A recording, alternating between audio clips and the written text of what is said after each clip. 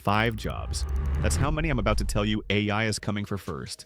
And 4 of the 5 are not the jobs the internet has been screaming about, which means every doom-tuber who made you cry into your tea at 2 a.m. was pointing at the wrong door the entire time. Confidently, with a shocked face thumbnail, as is tradition. So if your job is on this list, well, and statistically awkward, you deserve to find out from me, calmly with jokes, before you find out from a meeting invite ominously titled Quick Chat. Welcome to Broke from AI. One rule for this whole video because it's the rule that separates me from the panic merchants. Real numbers only, no vibes, no trust me bro. And here's a number to lower your heart rate immediately. In 2025, US companies announced about 1.2 million layoffs, and only about 4.5% of them actually blamed AI. 4.5. So when someone tells you the robots took all the jobs, the robots took roughly 1 job out of 20, and the other 19 were taken by, and I quote, restructuring. Which is corporate for, we also fired people, we just didn't want to credit the robot. But mostly hype is not entirely hype. In specific corners, this is extremely real. So let's count down 5 to 1, and fair warning, the higher we climb, the more the data stops being a scary guess and starts being a receipt. Number 5, medical transcription. The people who listen to a doctor mumble and type it up. I'm starting here because it's the purest example of how this actually goes down.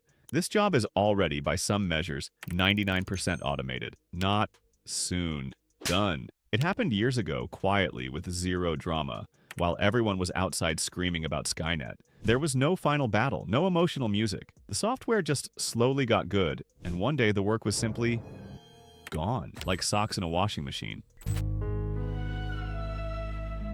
Remember this because it's the whole video. These jobs don't die in a dramatic robot uprising. They die in a software update that not one person live tweeted. Number 4, customer support. The first response layer. And you have personally felt this one every time you've screamed the word representative into your phone with the fury of a man possessed. Companies have said it out loud. Salesforce cut around 4,000 support roles after AI started handling half their incoming questions. Half. But here's the honest twist the Doom channels conveniently skip. A bunch of companies that did this are now quietly hiring humans back because customers, it turns out, would rather be set on fire than explain a billing error to a chatbot named Aria 4 times. One company, Klarna, loudly bragged about replacing hundreds of agents, then sheepishly walked it back, like a man who quit his job in a blaze of glory and is now asking for it back via email. So support isn't dying, it's getting thinner. One stressed human now babysits a daycare of AI bots. Fewer humans, same desk, deeper size. Number 3, data entry and basic admin. Moving information from one box into a slightly different box, all day, forever. This is the job AI was genetically engineered to eat. It's repetitive, it lives entirely on a screen, and there's no human judgment standing guard. Office and admin support gets flagged as the single most disrupted category in basically every report I read. And notice something. Nothing on this list so far is exotic. These are the most boringly normal office jobs on Earth. That's the actual gut punch. AI didn't come for the cool sci-fi specialist roles first. It came for Karen in accounts payable because Karen's tasks were predictable, and predictable is catnip to a machine. Sorry, Karen. You did nothing wrong. You were just patternable. Okay, before the top 2, where the data gets genuinely spicy, the one sentence nobody profiting from your fear will ever say, every job on this list so far is not vanishing, it's shrinking. That's a different thing, and it's the most important distinction in this entire conversation. The team that needed 10 people now needs 4. That's not an apocalypse, it's a slow squeeze. And a slow squeeze you can see coming is survivable, which is the whole reason this channel exists, and the whole reason I'm more useful than a guy yelling, "We're cooked," over stock footage of the Terminator. Hold that thought. It detonates at number 1. Number 2, paralegals and legal support. And here I have to be honest, because honesty is the brand and lawyers are litigious. This is a projection, not a body count. One widely cited report puts paralegals at around an 80% automation risk by 2026. 80. That number is everywhere and it is designed to make you sweat. But look at the actual word. Risk. Not 80% of paralegals got fired. 80% of the tasks, reading documents, summarizing cases, finding the one useful sentence buried in a 1,000-page filing? are the kind of thing AI can technically do. Whether firms actually pull the trigger is a separate question, and so far they've pulled it way slower than the headlines promised, mostly because the AI occasionally invents a court case that never happened and confidently cites it, which judges hilariously frown upon. So, your honest read. Exposure is high, timeline is softer. If you're in legal support, you have time. You do not have forever. Use it. Don't be the guy who saw the wave and decided to keep building his sandcastle. And number 1, the job AI is replacing first, fastest, and most measurably, and the one almost nobody warns you about, because it's not scary in a fun, clickable way. It's scary in a quiet, oh no way.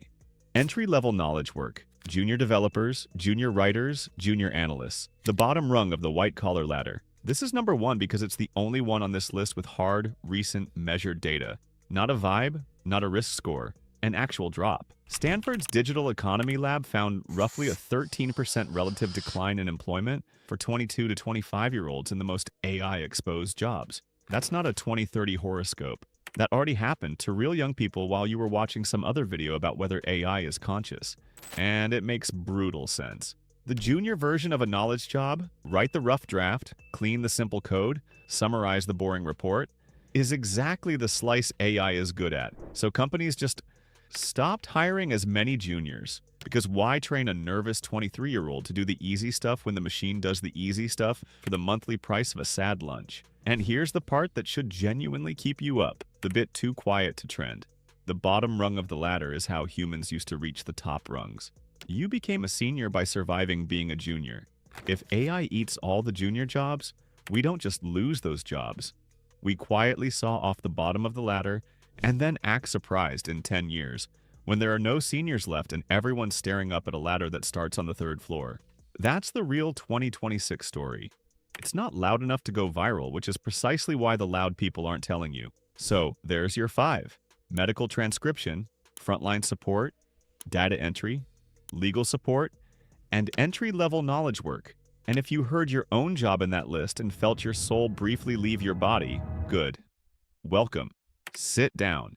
Because a list of doom with no exit is just emotional vandalism.